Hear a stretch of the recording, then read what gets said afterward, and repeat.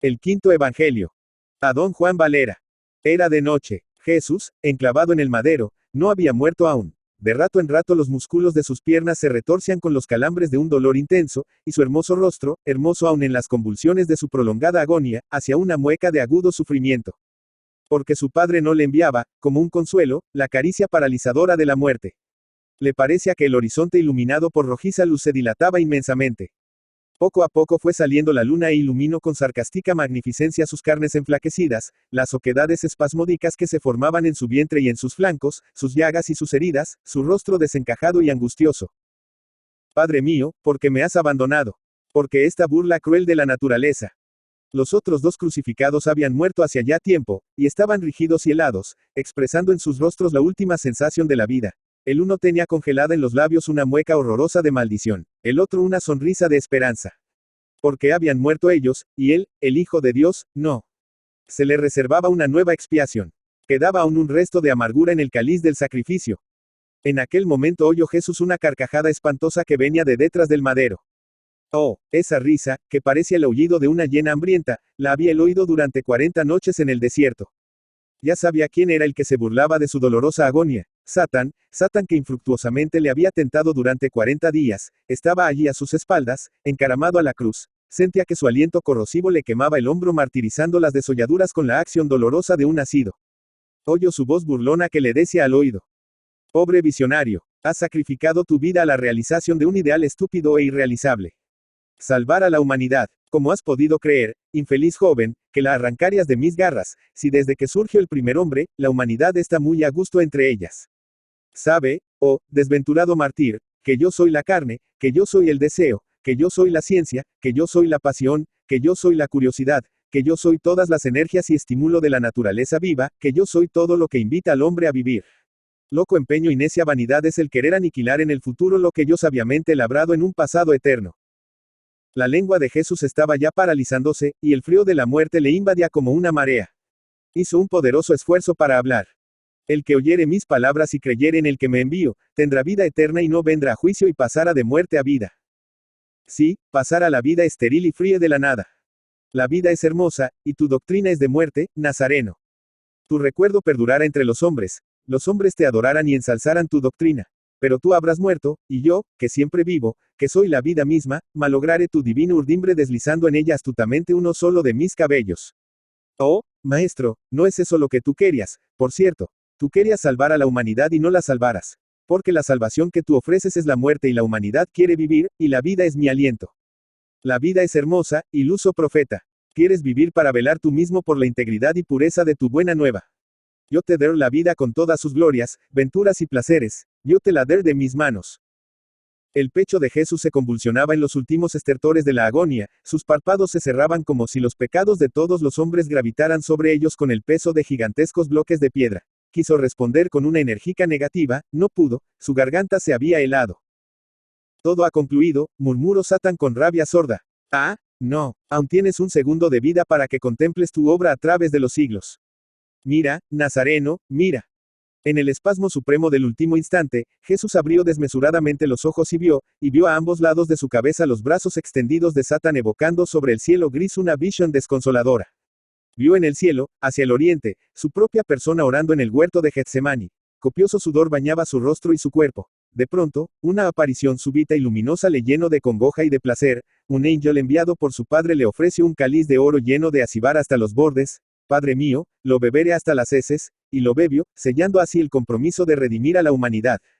Y la viva luz que despedía el enviado de su padre le arrancaba del cuerpo una sombra inmensa, una larga y obscura cauda que llegaba hasta el cielo de Occidente, a través de muchos siglos, de muchas razas, de muchas ciudades. Y lo primero que aparece abajo esa enorme sombra que cubría el tiempo y el espacio, fue la cumbre de un monte en donde él, Jesús, moría crucificado entre dos ladrones. Y seguían después infinidad de perfidias, de luchas, de cismas, persecuciones y controversias entre los que creían entender su hermosa doctrina y los que no la entendían. Y vio transportarse a Roma, la eterna ciudad, el núcleo de los adeptos a la buena nueva.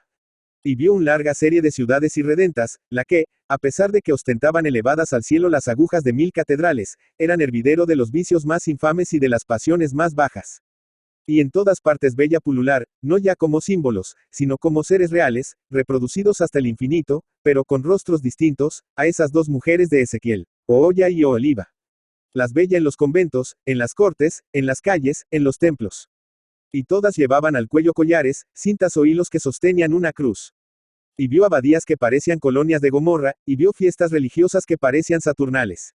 Y guerras, matanzas y asesinatos que se hacían en nombre de la paz, del amor al prójimo, de la piedad, de esa piedad infinita que le llevó al sacrificio.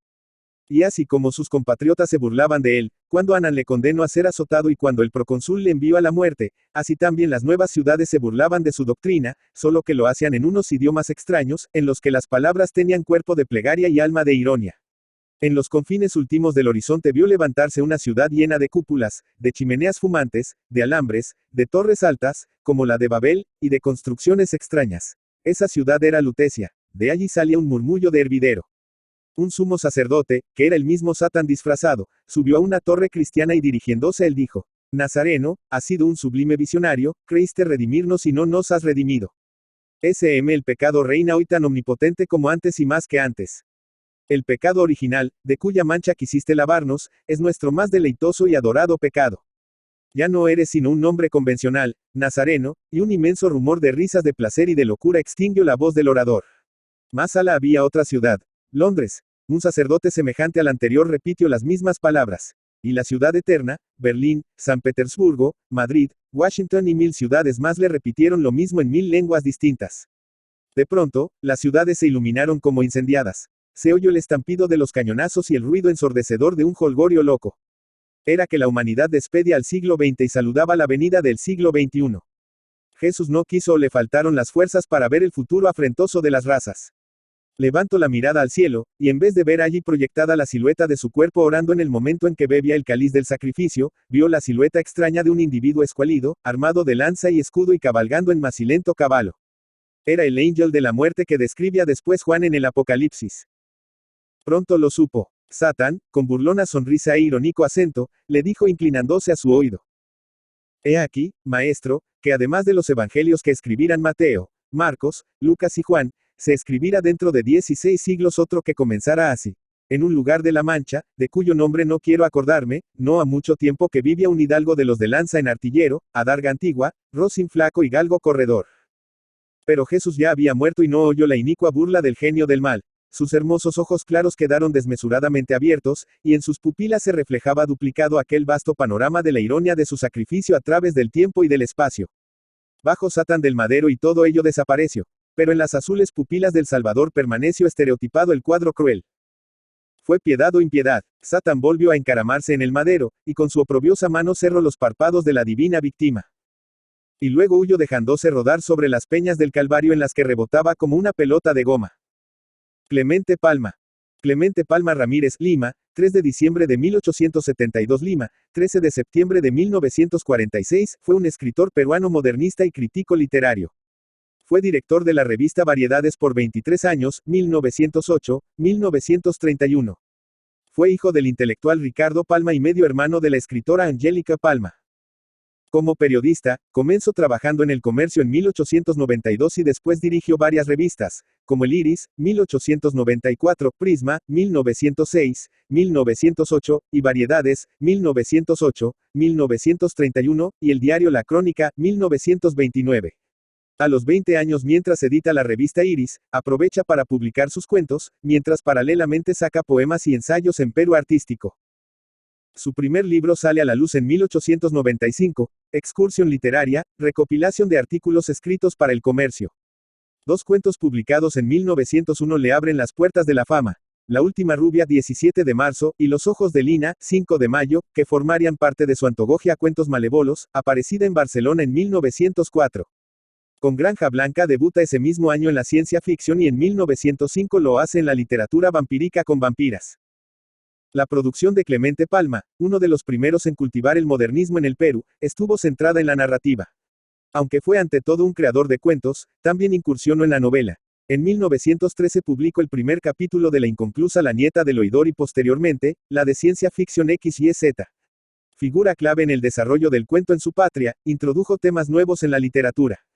Clemente Palma rompió con la tradición literaria peruana, apegada hasta entonces al costumbrismo, del que su padre había sido un exponente excelente. Sus historias tratan mayormente de temas fantásticos, psicológicos, de terror y de ciencia ficción. Sentía atracción por lo morboso y muchos de sus personajes son anormales y perversos. Denota un fuerte influjo en sus obras de Edgar Allan Poe y, en menor medida, de los escritores rusos del siglo XIX y del decadentismo francés.